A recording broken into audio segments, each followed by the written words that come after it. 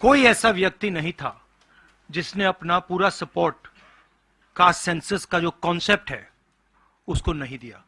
तो काफ़ी खुशी की बात है, हमारे यहाँ चीफ मिनिस्टर्स बैठे हैं, हमारे चीफ मिनिस्टर्स ने भी डिसीजन लिया है कि वो भी राजस्थान में, कर्नाटक में, छत्तीसगढ़ में, हिमाचल में कास्ट सेंसस को आगे बढ़ाएंगे। तो अंग्रेजी में बोल दूं? इंग्लिश में। There's a very big decision taken today by the Congress Working Committee. Unanimously, the Working Committee has supported the idea of a caste census in the country. And I think it is a very, very progressive step, a very powerful step for the emancipation of the poor people in our country.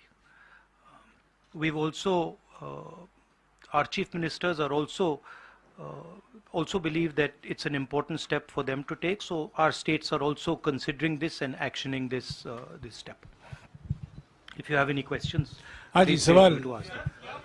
एक minute एक करके संजीव, एक minute please रुक जाइए।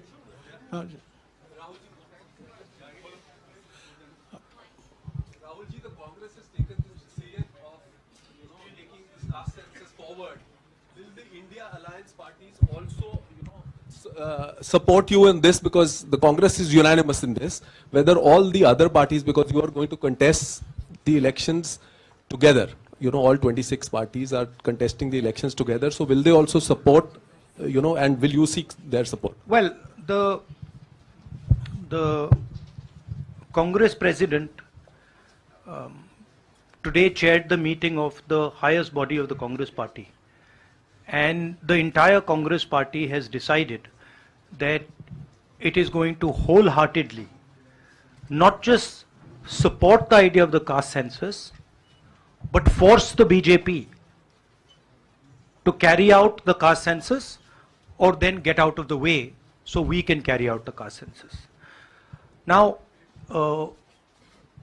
most of the parties in the India Alliance are unanimous that the caste census should be implemented. There might be a few who might have a slightly different position, and that's fine. We are quite flexible. We are not a fascist system. We are quite flexible. If somebody has a slightly different opinion, there's no problem. They can have that opinion. But I am confident that the vast majority of the Indian Alliance is going to support and push the idea of the caste census. हाँ जी madam. Hindi में बोल देता हूं।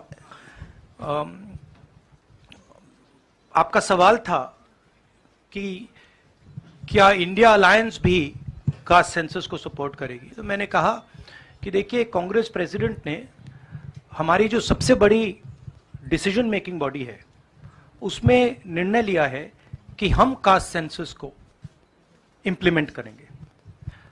सिर्फ ये नहीं, मगर ये भी डिसीजन लिया है कि हम बीजेपी पर दबाव डालेंगे और उनसे करवाएंगे।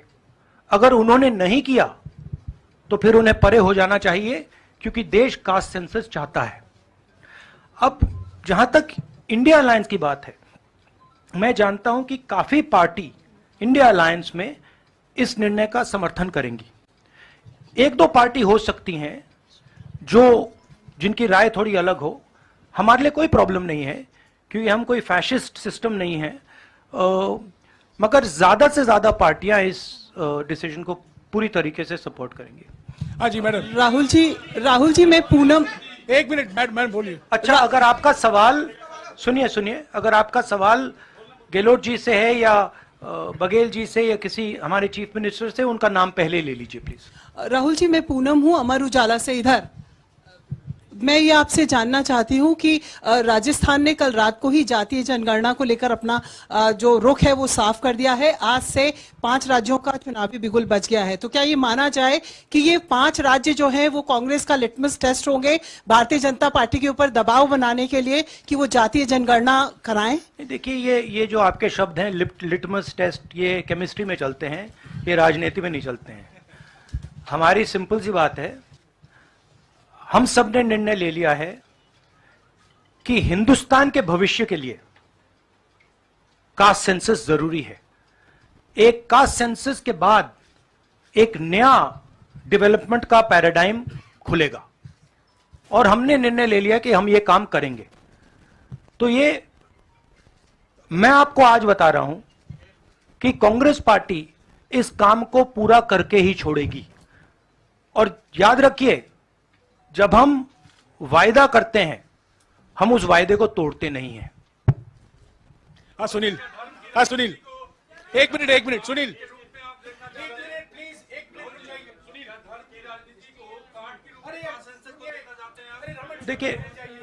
देखिए नहीं, मैं इसका जवाब देता हूं। देखिए, ये कास्ट और धर्म की बात नहीं है, ये गरीबी की बात है। हिंदुस्तान के ओबीसी, हिंदुस्तान के दलित, हिंदुस्तान के आदिवासी और हिंदुस्तान के गरीब लोग, इनके लिए यह काम किया जा रहा है। आज क्या हो रहा है, 2 हिंदुस्तान बन रहे हैं, एक अदानी जी वाला और दूसरा सबका। कास्ट सेंसस साफ दिखा देगा कि हिंदुस्तान में लोग कितने हैं, कौन है, और हम वहां नहीं रुकेंगे। उसके बाद इकोनॉमिक सर्वे होगा तो हमें यह भी पता लग जाएगा कि कितने लोग हैं, धन किसके हाथ में है, धन कहां है, एसेट्स किसके हाथ में है। और फिर जैसे मैंने कहा, जो एक्सरे हमें, और मैं कहता हूं शायद इसमें मेरी भी गलती है, जो हमने पहले नहीं किया उसको अब हम पूरा करके दिखा देंगे, क्योंकि इस एक्सरे की जरूरत है। अगर हम नया पैराडाइम, नया डेवलपमेंट का पैराडाइम चाहते हैं जहां सबको न्याय मिले, उसके लिए हमें कास्ट सेंसस करना ही होगा। हाँ Sunil. Sir, you've heard the Prime Minister in Hyderabad, give his counter to the caste census and about, the rights and what will happen to southern states and the various things. How do you view that? And also for the Karnataka Chief Minister, why doesn't he go ahead with the release of the caste census data? We are in discussions. We are very clear what our direction is. Those actions will be taken. I'll also let Siddaramaiah ji directly answer your question. So first, let me ask him to. You haven't answered that. I'll come back to you. He's asking about caste census in Karnataka. Our previous government in Karnataka, that is, the government, our Congress government was there between 2013 and 2018. Normally he doesn't need a mic.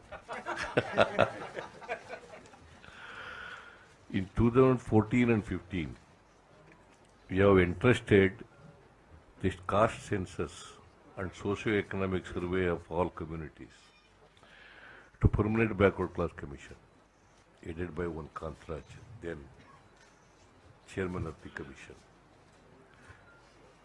By the time our term is over, the report was not ready. When coalition government was there in Karnataka after 2018, the caste census report was ready, but the coalition government's chief minister, Mr. Kumaraswamy, did not receive that report. Now the report is laying with the Permanent Backward Class Commission. I requested now the present chairman, Mr. Jaiprakash Hegde, to submit the report to the government. If he submits the report, he will definitely issue the report.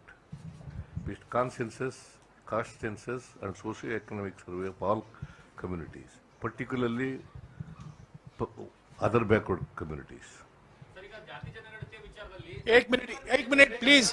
अरे एक minute रुक जाइए ना. जवाब दे रहे हैं. राहुल जी जवाब दे रहे हैं.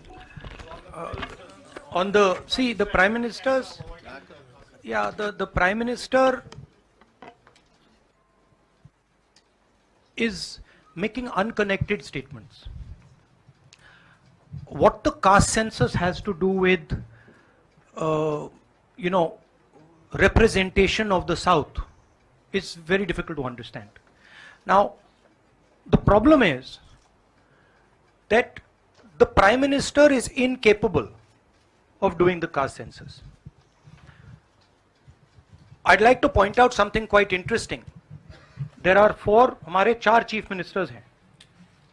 4 में से 3 ओबीसी वर्ग के हैं. बीजेपी के 10 चीफ मिनिस्टर हैं, 1 ओबीसी वर्ग के हैं, और वो भी कुछ ही दिन में चीफ मिनिस्टर नहीं रहेंगे. तो बात बहुत होती है ओबीसीज की, मगर नरेंद्र मोदी जी को यह बताना है कि ओबीसीज के लिए आपने किया क्या. मैंने पार्लियामेंट में उदाहरण दिया कि 90 अफसरों में से 3 अफसर ओबीसी वर्ग के. नरेंद्र मोदी जी ने उसके बारे में कुछ नहीं बोला. उन्होंने यह भी नहीं बोला कि हां यह गलत है.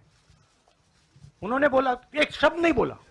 मतलब उनके लिए यह एक्सेप्टेबल है कि हिंदुस्तान में जिनकी शायद 50% आबादी है अप्रोक्सीमेटली, उनका सरकार को चलाने में कोई भी हक ना हो. तो ये तो सच्चाई है, रियलिटी है. प्राइम मिनिस्टर सीधा कह दें कि हम कास्ट सेंसस का डेटा रिलीज कर देंगे. प्राइम मिनिस्टर सीधा कह दें कि अगला सेंसस कास्ट बेसिस पे होगा. वो कह ही नहीं सकते, क्योंकि प्राइम मिनिस्टर सचमुच में ओबीसी वर्ग के लिए काम नहीं करते हैं. प्राइम मिनिस्टर का काम ओबीसी वर्ग को डिस्ट्रैक्ट करने का, ओबीसी वर्ग के ध्यान को इधर उधर करने का है. जो सच्चाई है कि ओबीसी वर्ग, दलित वर्ग, आदिवासी वर्ग को कितनी भागीदारी मिल रही है, उससे डिस्ट्रैक्ट करने का पूरा सिस्टम बना रखा है आरएसएस ने और नरेंद्र मोदी जी ने. और नरेंद्र मोदी जी उनके मेन इंस्ट्रूमेंट है, मतलब सेंट्रल औजार हैं. उनका यही काम है कि भैया ओबीसी की भागीदारी ना हो, ध्यान इधर उधर जाता जाए. हाँ संजय.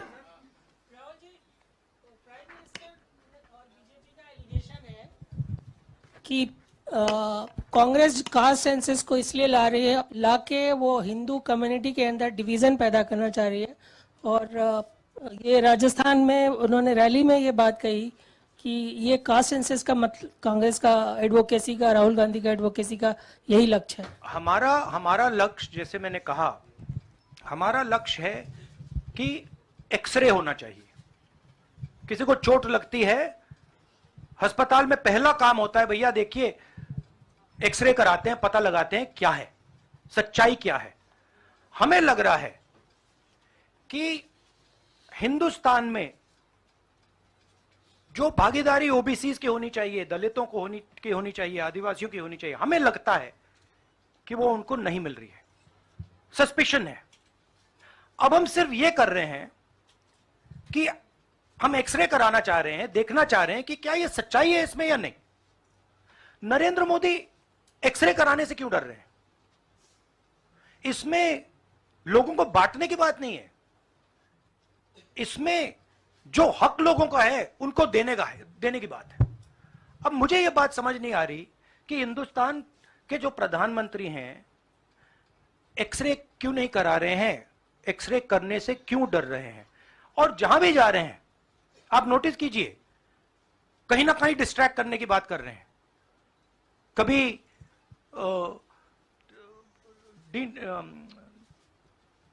डिलिमिटेशन की बात कर रहे हैं, कभी कुछ और बात कर रहे हैं, कभी साउथ इंडिया की बात कर रहे हैं.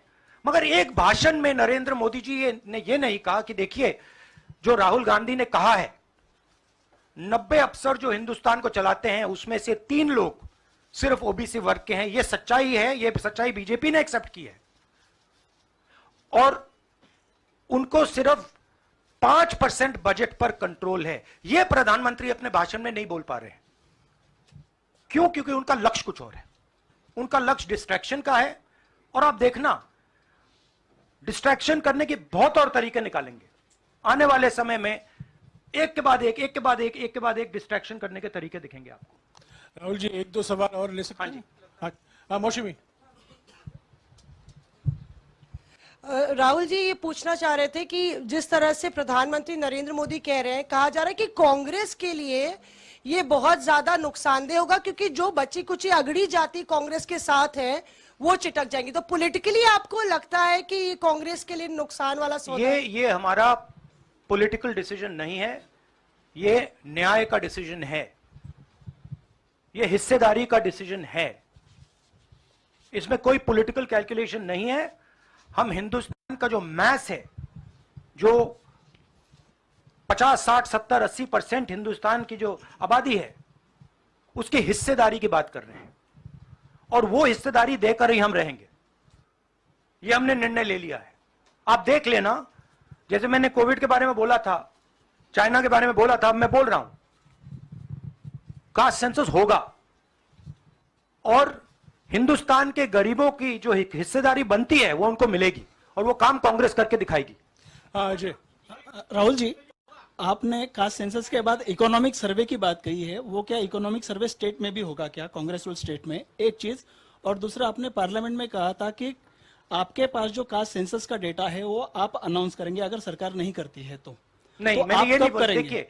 देखिए, हमारे पास कास्ट सेंसस का डेटा नहीं है, क्योंकि कास्ट सेंसस का डेटा हिंदुस्तान की सरकार के पास है। तो ये मैंने कभी नहीं बोला है। मैंने ये बोला कि हिंदुस्तान की सरकार के पास कास्ट सेंसस का डेटा है, हिंदुस्तान की सरकार को उस डेटा को रिलीज कर देना चाहिए। और अगर हिंदुस्तान की सरकार उस डेटा को नहीं रिलीज करेगी, तो जब हमारी सरकार आएगी पहले दिन हम उस डेटा को रिलीज कर देंगे। हाँ, रवि। सवाल, आपने जो इकोनॉमिक सर्वे की बात की, देखिए सवाल क्या है। सवाल यह है, पहला सवाल जो कास्ट सेंसस से क्लियर हो जाएगा, इस देश में कितनी आबादी किसकी है, ओबीसी की कितनी है, दलितों की कितनी है, आदिवासियों की कितनी है, बाकी लोगों की कितनी है, पहला सवाल। दूसरा सवाल, देश का जो धन है, देश के जो एसेट्स हैं, क्या वो इन लोगों के हाथ में भी हैं या नहीं? देश के एसेट्स में ओबीसी की कितनी हिस्सेदारी है, दलितों की कितनी हिस्सेदारी है, आदिवासियों की कितनी हिस्सेदारी है, देश के इंस्टीट्यूशंस में आदिवासी कितने, ओबीसी कितने, दलित कितने? मैं आपसे पूछ लेता हूं, इस कमरे में दलित कितने हैं? देखिए, ये मजा देखिए, इस कमरे में ओबीसी कितने हैं? हाथ उठा के दिखा दीजिए, देखिए मजा। नहीं, वो आप कैमरामैन है भैया, आपकी बात नहीं कर रहा हूं मैं, इनकी बात कर रहा हूं।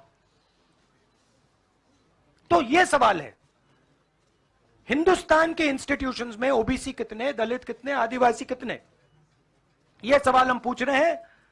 इंस्टीट्यूशंस के बारे में पूछ रहे हैं, धन के बारे में पूछ रहे हैं, एसेट्स के बारे में पूछ रहे हैं, और आबादी के बारे में पूछ रहे हैं। राहुल जी इधर, हाँ, रवि। राहुल जी इधर, राहुल जी इधर, राहुल जी इधर, राहुल जी मेरा सवाल, आपने कहा कि प्रधानमंत्री बार बार डिस्ट्रैक्ट करने की कोशिश करेंगे, उसी से जुड़ा सवाल है, जो कि प्रधानमंत्री बार बार ये कह रहे हैं कि आप विदेशी ताकतों से मिले हुए हैं और आप देश को तोड़ना चाहते हैं, ये प्रधानमंत्री आरोप लगा रहे हैं, इस पे क्या कहेंगे आप? मतलब इसका क्या कनेक्शन है? हम कह रहे हैं कि जो इस देश के गरीब लोग हैं उनकी हिस्सेदारी कितनी है, वो हैं कितने, हम ये सवाल पूछ रहे हैं। कनेक्शन क्या है? ये वही बात है डिस्ट्रैक्ट करने का, कि भैया उधर देखो, इधर देखो, उधर देखो। जैसे मैंने अभी आपसे पूछा, इस कमरे में ओबीसी कितने हैं, सब लोग इधर उधर देख रहे थे, एक भी हाथ नहीं दिखा मुझे। एक है, हाँ भैया, मेन ये है, ये मेन है। यहां पे ना एक आदिवासी है, ना एक दलित है, ना एक ओबीसी है, तो सवाल उठता है। अब मैं ये नहीं कह रहा हूं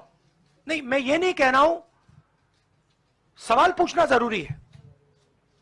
मैं सिर्फ सवाल पूछ रहा हूं, उसके बाद डेटा के बाद क्या किया जाएगा उसके बारे में हमने अभी डिस्कशन नहीं किया, मगर हम एक ऐतिहासिक सवाल पूछ रहे हैं। हिस्सेदारी में ओबीसी वर्ग को कितना मिल रहा है, दलित वर्ग को कितना मिल रहा है, आदिवासी वर्ग को कितना मिल रहा है, बाकी लोगों को कितना मिल रहा है? यह हिस्टोरिकल सवाल है और इससे हिंदुस्तान की जो आगे आने वाले का जो इकोनॉमिक मॉडल होगा, पॉलिटिकल मॉडल होगा, इसी बेसिस पे बनेगा। धन्यवाद। शुक्रिया। फाइव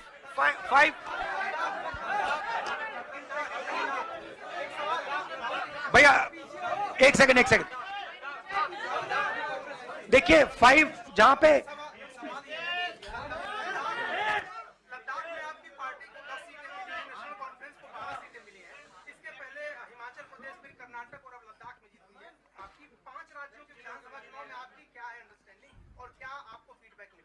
मैंने आपसे कहा कि बीजेपी के 10 स्टेट्स हैं, एक उनका ओबीसी चीफ मिनिस्टर है, तो मध्य प्रदेश में उनकी सरकार जारी है, राजस्थान में भी सरकार जारी है, छत्तीसगढ़ में भी जारी है, तेलंगाना में जारी, सॉरी उल्टा बोल दिया छत्तीसगढ़ में हमारी सरकार है, आ रही है, आपने कंफ्यूज कर दिया मुझे। राजस्थान में आ रही है, छत्तीसगढ़ में आ रही है, मध्य प्रदेश में जा रही है, तेलंगाना में उनकी जा रही है, हमारी आ रही है।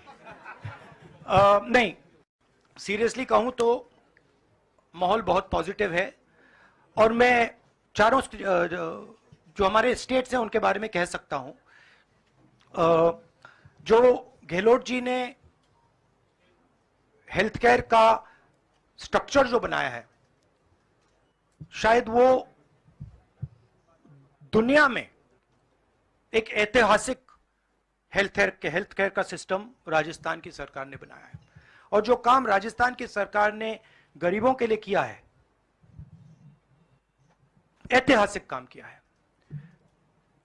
कर्नाटक में हमारी जो 5 गारंटीज हैं, जो सोशल प्रोटेक्शन की जो स्कीम्स हैं, वो अनमैच्ड है। आप किसी भी स्टेट में चले जाइए, आप पूछ लीजिए, आपको ऐसा सोशल प्रोटेक्शन का स्ट्रक्चर नहीं मिलेगा। छत्तीसगढ़ में जो किसानों के साथ हमारे चीफ मिनिस्टर ने किया, जो उनको धान के लिए दाम मिलता है, सबसे ज्यादा मिलता है हिंदुस्तान में, जो कनेक्टिविटी उन्होंने बनाई है, जो हमारे छोटे छोटे डिस्ट्रिक्ट्स में मैन्युफैक्चरिंग यूनिट्स लगवाए हैं, जो ऐतिहासिक काम किया है।